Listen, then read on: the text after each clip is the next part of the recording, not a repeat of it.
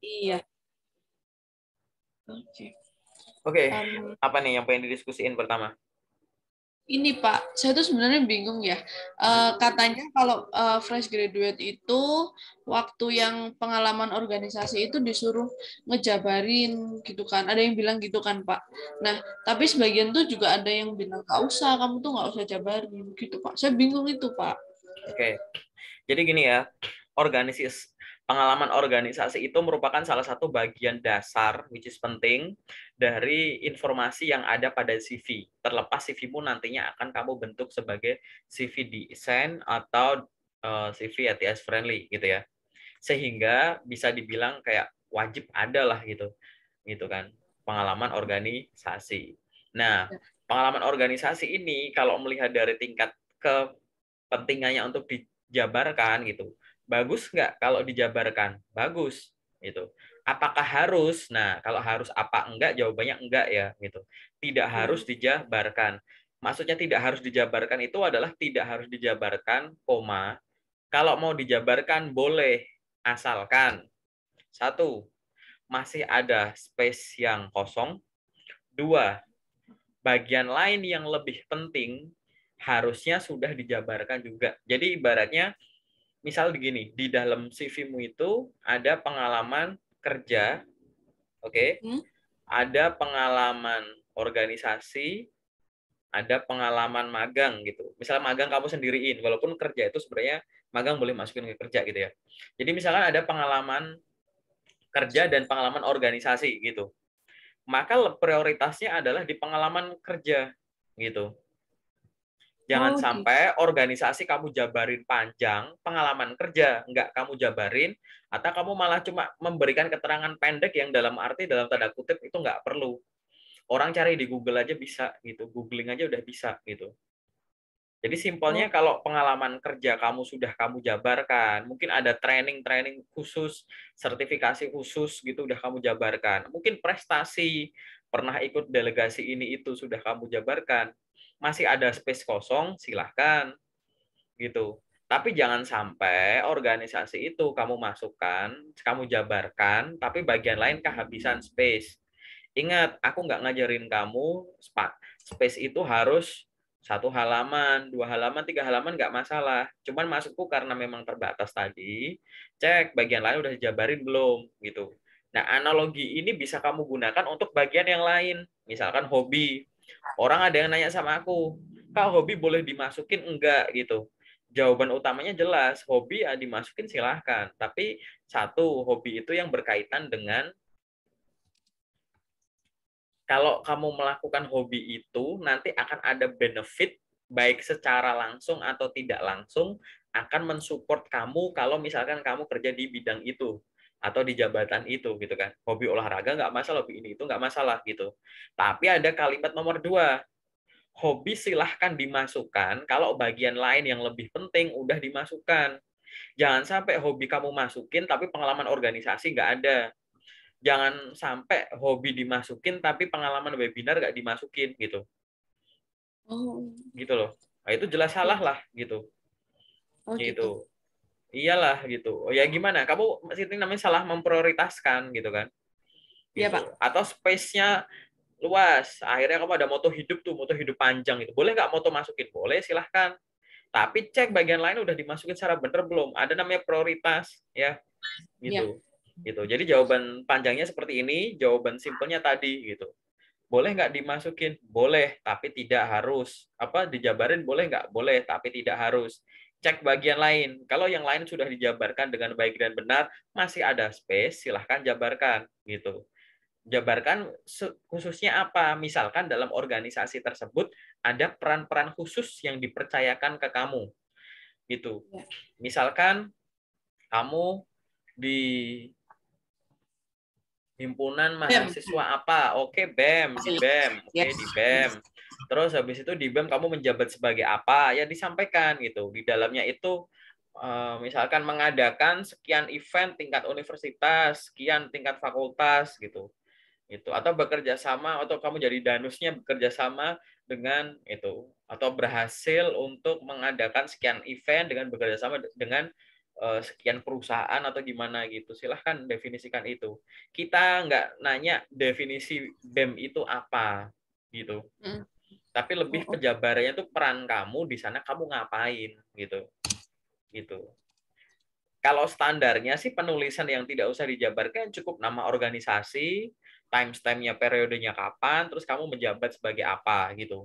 Dengan itu saja kita udah bisa membayangkan gitu ya kemampuan organisasi dan tadi interaksi dengan banyak orang itu gimana gitu.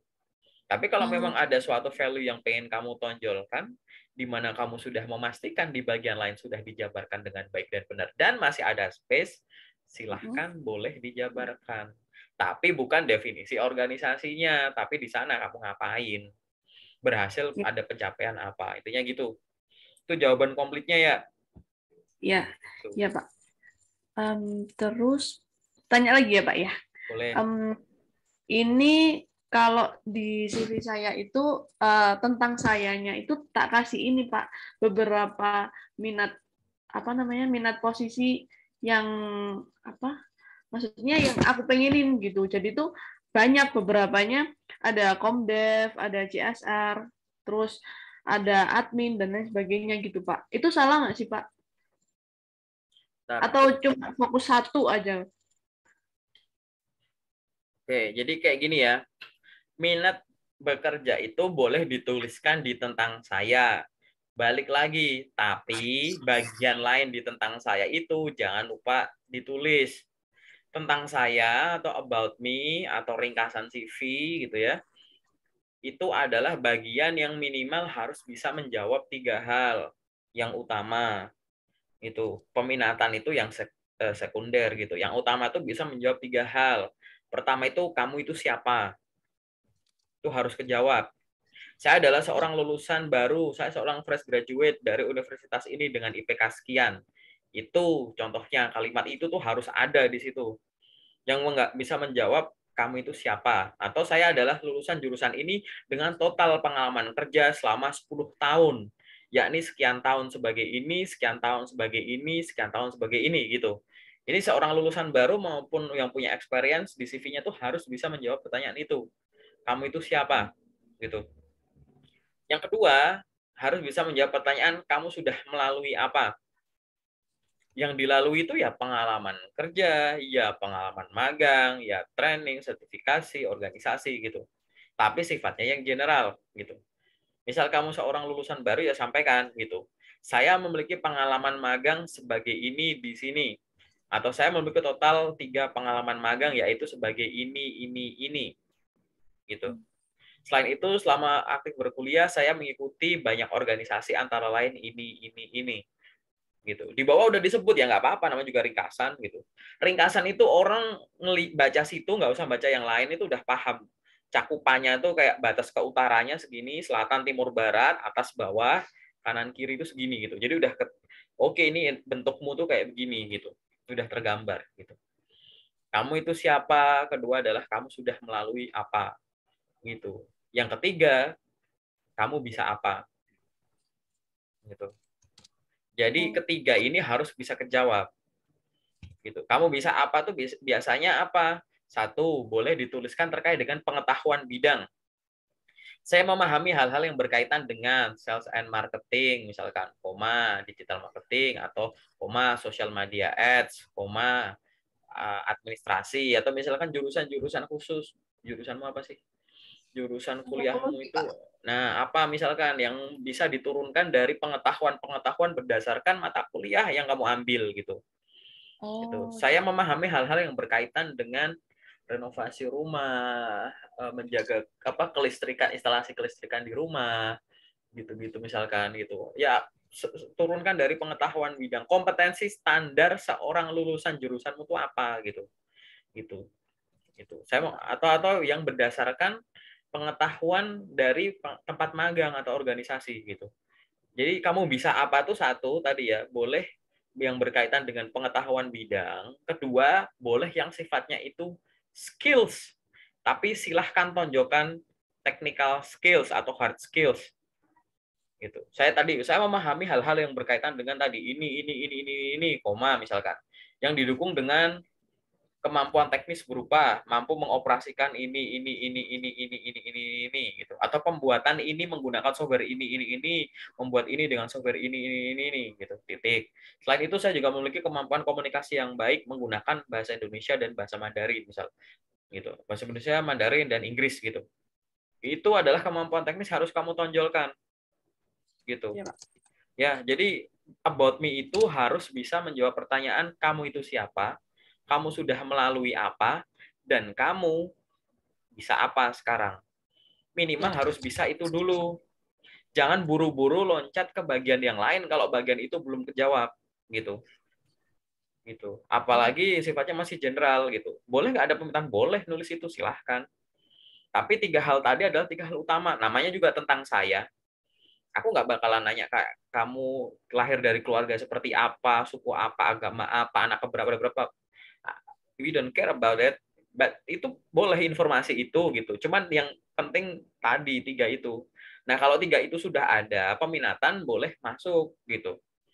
Gitu. Oh. Silahkan peminatan boleh masuk gitu. Tapi kalau ngomongin peminatan kita juga harus lihat itu adalah nanti berkaitan dengan efektivitas penggunaan CV kita gitu. Jangan sampai saya minat di bidang A, B, C, D. Nggak taunya kamu pakai CV-nya untuk ngelamar bidang E, F, G, H gitu.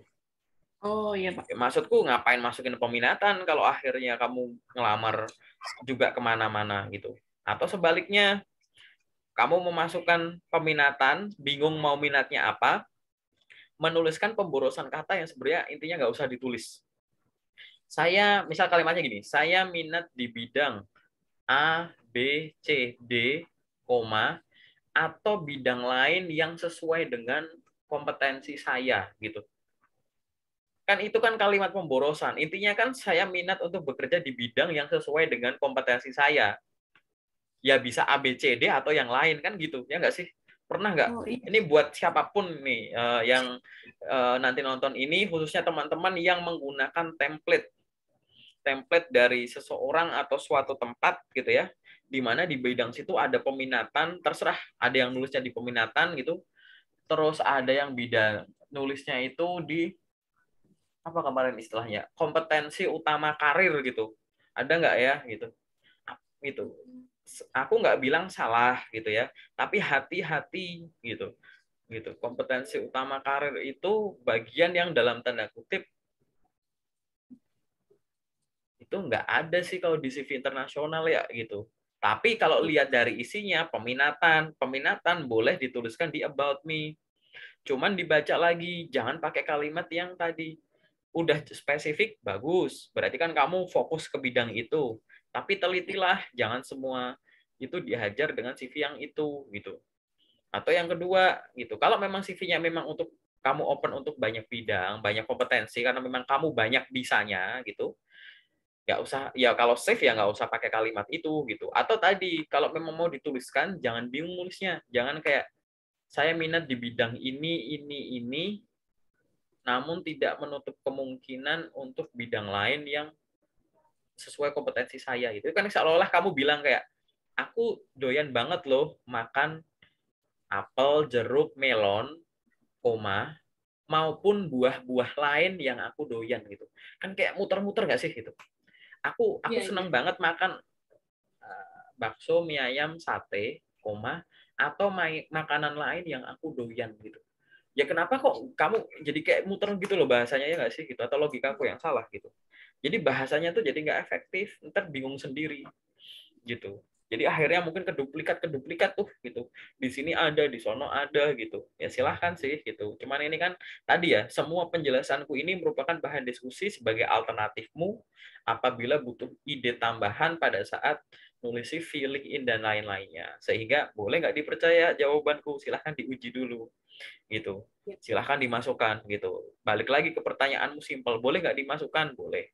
Tapi cek 3 tadi, udah ngejawab belum?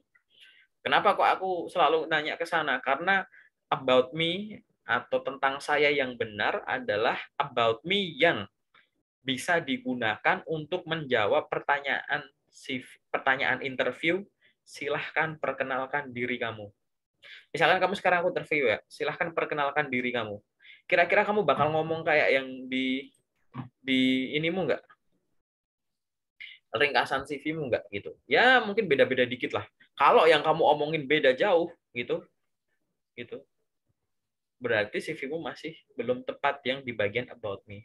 Karena about me itu adalah bagian yang di-develop kemana-mana. Kalau mau di logika. About me nanti bisa kamu duplikat ke LinkedIn. About me bisa kamu taruh di surat lamaran. Ke resume bisa, ke cover letter bisa. Gitu. About me juga bisa kamu develop sebagai kalau di interview. Silahkan perkenalkan diri kamu. Ya cukup jawab 3 tadi kan. Perkenalkan, kamu itu siapa? Saya adalah seorang lulusan jurusan ini, gitu kan. Kamu sudah melalui apa? Saya memiliki pengalaman sebagai ini di sini dengan tugas tanggung jawab seperti ini. Kamu bisa apa? Saya memahami hal-hal yang berkaitan dengan ini yang didukung dengan kemampuan teknis untuk mengoperasikan ini dengan ini atau membuat ini dengan ini, membuat ini dengan software ini. Selain itu saya juga memiliki komunikasi yang baik menggunakan bahasa ini gitu. About me itu bisa jawab pertanyaan, silahkan perkenalkan diri. Kalau enggak ya kurang tepat sih. Atau mungkin kalau kamu di interview silahkan perkenalkan diri kamu, jawabannya malah beda jauh dengan about me, bisa dipastikan salah satunya mungkin ada yang kurang tepat gitu. Tapi kebanyakan dari banyak CV yang aku review, biasanya yang nggak tepat itu adalah about me-nya. Karena bingung about me itu gimana. Intinya tuh ringkasan tadi ya, harus menjawab 3 pertanyaan tadi. Santai, ini di-record, nanti kamu bisa tonton ulang. Oke, Pak. Semoga bisa menjawab ya yang jawabanku gitu. Iya, Pak. Sudah bisa menjawab, Pak. Oke. Terus ini, Pak. Sebenarnya judul skripsi itu dicantumkan nggak sih, Pak? Oke, judul skripsi boleh dicantumkan, boleh tidak gitu. Yang penting nama universitas, periodenya kapan, jurusannya apa, IPK-nya berapa. Kalau memang skripsi kamu memang dicantumkan, boleh nggak? Boleh. Walaupun nanti jarang memang ada interview yang menanyakan soal skripsi, tapi tidak menutup kemungkinan ada yang menanyakan. Dan jangan pikir yang menanyakan itu hanya yang berhubungan dengan jurusanmu. Kamu ngelamar jurusan lain, CV-mu nuliskan skripsi, mungkin kamu bakal dicek di situ. Bisa jelaskan dikit nggak kemarin skripsinya gimana? Gitu. Ini belum aku upload sih konten videonya di YouTube-ku ya, terkait dengan kalau interview lagi diupload, ditanyain soal skripsi itu kenapa? Kenapa kok orang ini kepo soal skripsi gitu? Iya, Intinya tuh yang pengen diketahui itu bukan skripsimu, apalagi memang nggak relevan gitu. Tapi si orang ini tuh ingin tahu personality. Jadi orang ini pengen tahu diri kamu tuh gimana pada saat satu menjelaskan ulang skripsimu, kedua membayangkan kamu yang mengerjakan skripsi itu tuh jadi punya sifat apa. Karena pasti yang akan dia lihat itu adalah apa? Satu, kemampuan komunikasi jelas gitu ya. Yang kedua tuh apa? Ini cara berpikir kamu gitu. Kamu tuh orangnya teoritis, empiris, taktis, kritis, gitu-gitu, logis, nah gitu-gitu. Banyak is itu gitu. Sama jelas unique value kamu apa gitu. Banyak orang hebat dari orang jurusanmu. Tapi apa nih kira-kira yang kamu lebih menjual daripada yang lain gitu. Gitu. Misalkan ibaratnya kayak ini ada 5 orang. 5 orang ini punya masing-masing 5 miliar gitu ya. Dari masing-masing 5 miliar ini, masing-masing diriin SPBU gitu. Jadi masing-masing dari kita punya SPBU gitu. Ya tapi apa unique value-nya? Ya unique value-nya di SPBU dia ada minimarket, ada coffee shop, toiletnya udah gratis dari dulu gitu. Terus dia paling rame gitu. Nah, itu unique value. Jadi kalau kamu mempresentasikan di depanku, aku investor kayak ayo modalin lagi dong biar SPBU jadi lebih gede gitu. Maka akan ngelihat ini SPBU-nya satu kelas nih misalkan. Ya kan, harganya sekitar 5 miliaran. Apa bedanya yang unik gitu. Pasti kan aku tidak akan hanya melihat dari kok rame ya punyamu ya, punya kamu Far kok rame ya. Aku tidak akan melihat oh ternyata di layanannya ada ekstra layanan, ada ini, ada ini. Itulah yang harusnya bisa kamu tonjolkan di situ. Nah, jadi pada saat ditanya interview itu, pada saat interview ditanya terkait dengan skripsi kamu gitu ya, gitu. Kalau memang tidak berhubungan dengan jurusanmu langsung, maka akan digali tadi, gitu ya. Cara kamu komunikasi untuk menjelaskan itu, terus membayangkan Oke, kalau nanti kamu ada project AS di mana gitu, karena kemampuan komunikasi, kemampuan berpikir kritis gitu ya, itu dan lain-lainnya, analisis dan lain-lainnya itu akan tergambar pada saat itu gitu. Gitu. Oke. Bahkan kamu nggak usah nyantumin itu bisa ditanyain gitu. Iya. Makanya kalau pertanyaan boleh nggak boleh gitu. Jadi ibaratnya itu penting tapi boleh penting tapi nggak urgent gitu ya ibaratnya ya. Gitu. Ya, Pak. Oke. Terus selanjutnya ya, Pak. Em, Kemampuan itu berarti ini ya, Pak. Yang ditulis itu kemampuan yang diturunkan dari selama kita masa kuliah itu ya, Pak ya? Skill itu adalah bagian skill ya. Skill itu Iya. adalah semua jenis kemampuan yang kita peroleh gitu ya. Semua hal yang kita peroleh dari melewati kegiatan profesional di masa lalu. Ya bisa dari magang, habis ikut magang kamu jadi bisa apa? Habis mengenyam pendidikan di jurusan itu kamu bisa apa gitu. Dengan kamu pernah bekerja di sana jadi bisa apa? Dengan ikut organisasi di sana kamu bisa apa gitu. Jadi Gitu. akan ada istilah-istilah khusus di situ yang ibaratnya kalau orang nggak pernah di BEM nggak bisa. Kalau orang nggak pernah magang di PT ini nggak bisa. Kalau orang nggak pernah di sini nggak bisa gitu. Nah itu yang harusnya kamu tonjolin. Banyak fresh graduate yang suka nonjolin Microsoft Office, Canva. Sampai capek aku ngomongnya. Enggak gitu ya. Sampai capek bacanya bahwa ini memang seperti itu gitu. Boleh itu dituliskan boleh sekali, tapi jangan lupa kan pengalaman yang sudah kamu lalui itu kan bukan pengalaman yang tanpa pengorbanan ya, ngorbanin waktu, tenaga, pikiran, perasaan gitu kan. Pasti ada drama-dramanya juga di dalamnya gitu, nggak mungkin lurus-lurus aja. Sehingga gitu ya, bayangin lagi pada saat nulis skill itu ada dua yang sifatnya soft skill sama yang hard ya, yang teknis gitu ya gitu. Ya, Pak. Yang hard ini ya tadi ya pengetahuan bidang atau software dan bahasa itu masuk ke sini. Jadi pastikan yang sifatnya teknis ini dimasukin dulu dominan lebih banyak lah daripada yang soft skill, karena kalau soft skill kan nggak terukur. Daripada kamu nulis soft skill kemampuan berkomunikasi dua bahasa gitu atau kemampuan berkomunikasi bahasa Inggris gitu, mending kan langsung ditulis di teknis aja, bahasa Inggris dalam kurung TOEFL sekian gitu. Ibaratnya seperti itu gitu. Maupun judulnya cuma satu, headingnya cuma kemampuan, ya udah soft skill sama technical skill kamu mix gitu. Tapi semua harus diturunkan dari situ.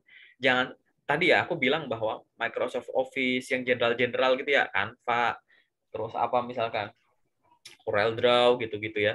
Itu-gitu tuh boleh nggak dimasukkan? Boleh, tapi pastikan yang lain juga udah dimasukkan gitu. Karena nanti logika bicaranya di CV nanti jadi jangan sampai kamu sudah kuliah setinggi ini, punya pengalaman magang seperti ini gitu ya, punya eh, pengalaman organisasi seperti ini, kok skillnya Microsoft Office ini.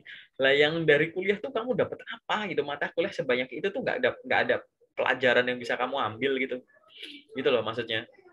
Itulah makanya kata kunci bidang tuh itu. Nah pada saat kamu udah kebentuk itu skill seperti itu jadinya banyak kak, nggak masalah gitu.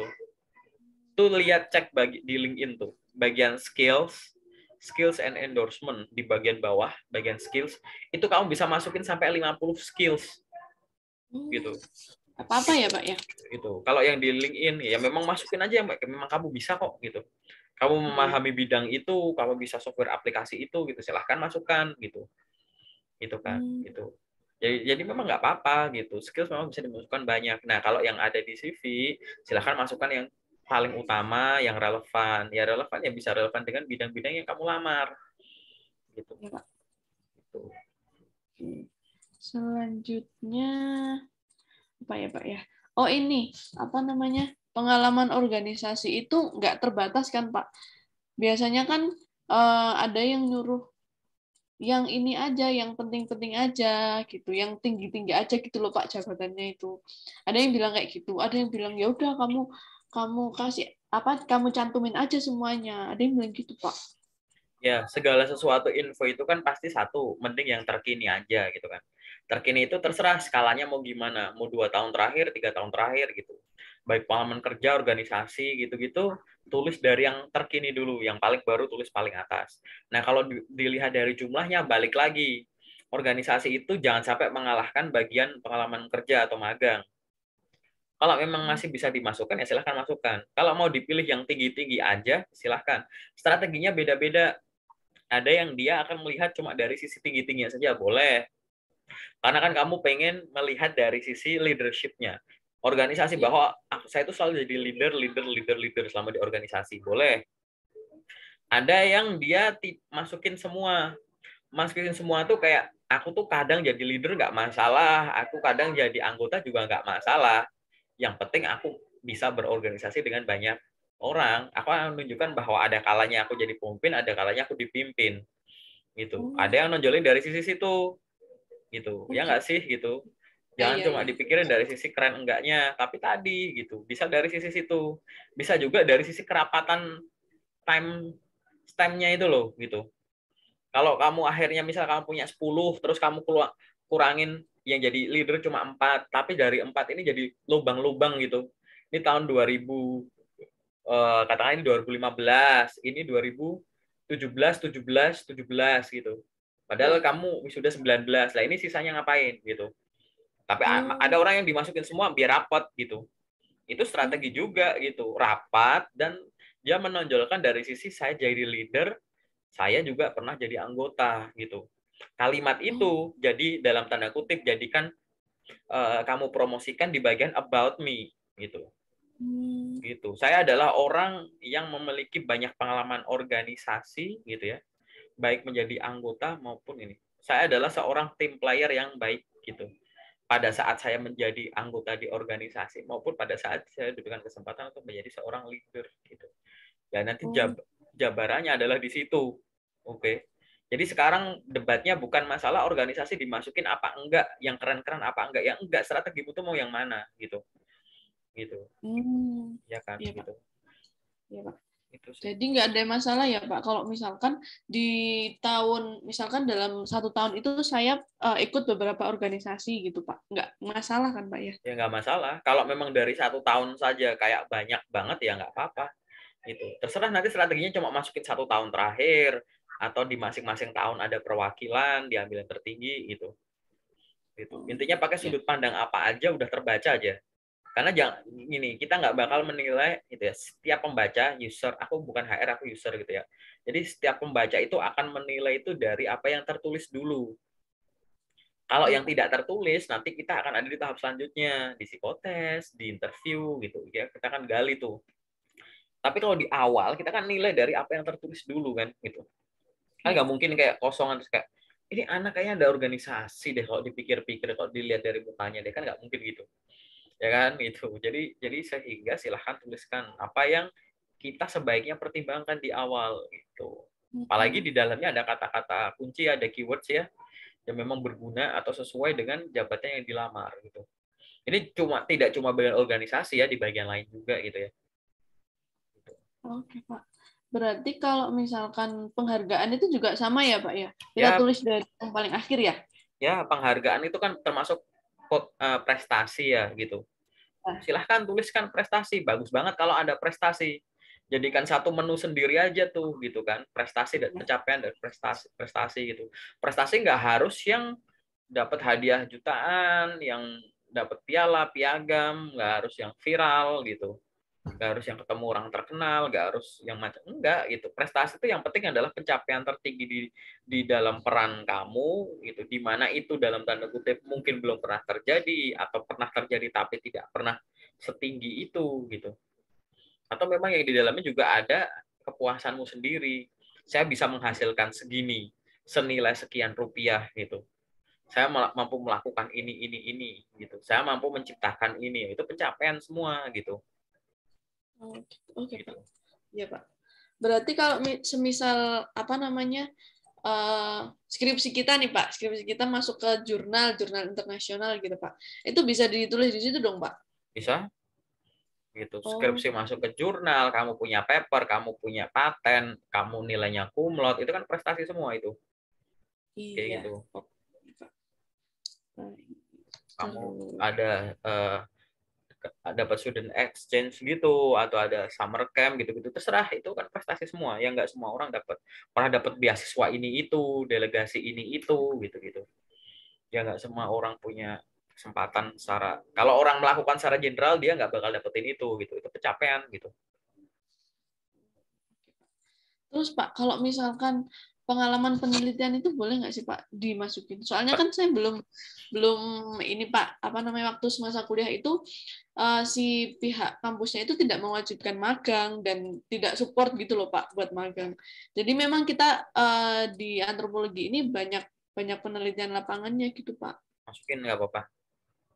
Masukin aja ya Pak ya. Silahkan masukkan penelitian lapangan kalau di dalamnya itu melibatkan pihak-pihak kayak dinas-dinas ini itu, instansi ini itu, silahkan tuliskan gitu.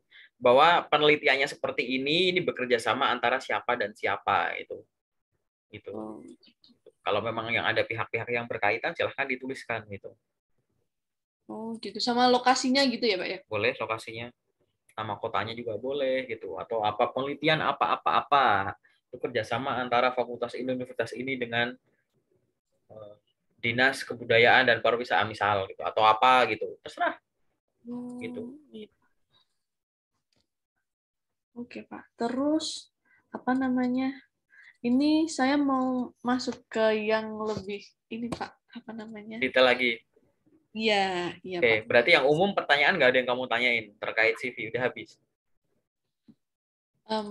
Kira-kira seperti itu. Oke, soal LinkedIn ada nggak? Soal LinkedIn, iya sih Pak. Cuma apa namanya? Nyambung ke eh CV ya? iya, Ya iya. udah CV aja. Sebenarnya, oh gitu. Sebenarnya kenapa? Em, Sebenarnya itu kemarin saya sempat ini sih Pak, apa namanya, bingung masalah LinkedIn. Cuma akhir-akhir ini tuh belum sempat saya benerin lagi masalah LinkedIn itu. Gitu Pak. Jadi Oh, saya nggak bertanya-tanya dulu. Iya Pak. ya udah itu nanti aja sih kalau itu sih gitu. Sekarang kita ke detail aja ya. Karena nanti kalau CV udah dibenerin, aku bakal minta kamu CV-mu dilariin ke LinkedIn informasi-informasinya gitu. Berarti ini udah ya. Kita masuk ke sesi detail aja ya. Iya Pak. Iya Pak. Oke, thank you.